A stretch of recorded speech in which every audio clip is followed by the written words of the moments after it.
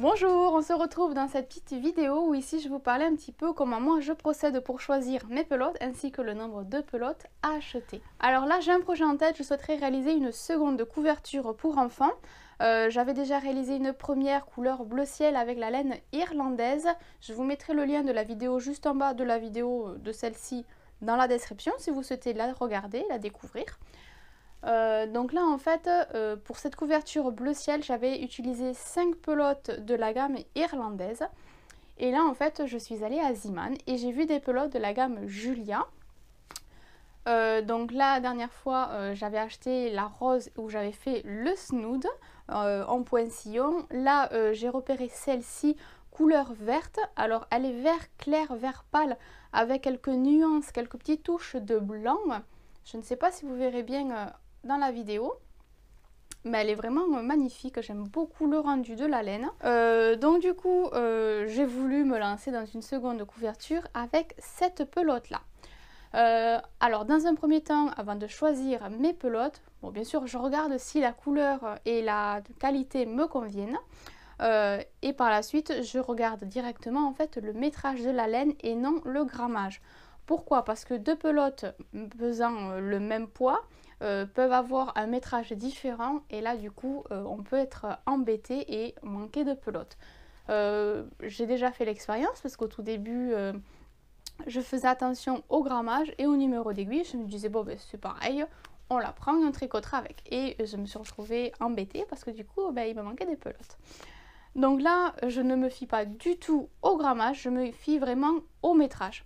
Donc ici elle fait 170 mètres, la laine irlandaise fait la moitié de celle-ci. Donc en gros il faudrait 2 pelotes irlandaises pour une pelote Julia.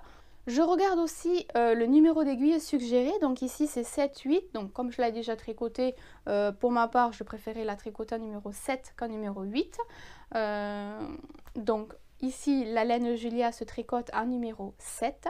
La laine irlandaise se tricote à numéro 5, donc avec des aiguilles plus petites. Et après, le dernier point essentiel qu'il ne faudra pas négliger, c'est le point utilisé. Parce que selon les points, eh bien, ils utilisent plus ou moins de laine. Par exemple, le point jersey utilise moins de laine, moins de fil que le point mousse. Donc il faut vraiment faire attention au point qu'on va choisir, au point fantaisie. Parce que c'est vrai que les points fantaisie, finalement, ils coûtent plus de laine que...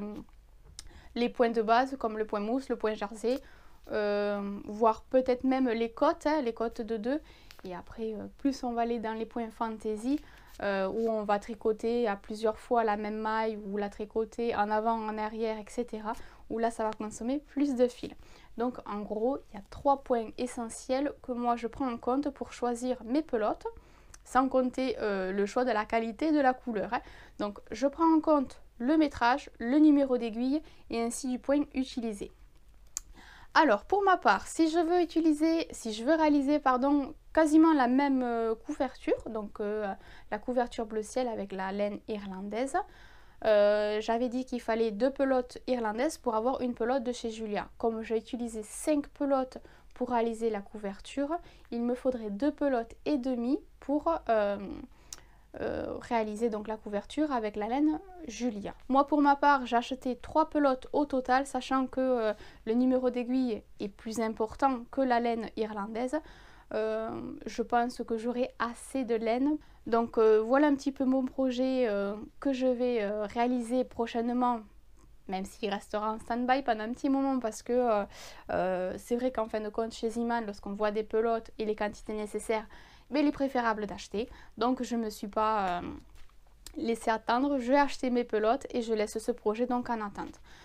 Voilà, par la suite, une fois qu'il sera réalisé, je vous partagerai en vidéo tuto mes explications pour réaliser cette future couverture. Voilà un petit peu comment moi je procède pour choisir mes pelotes.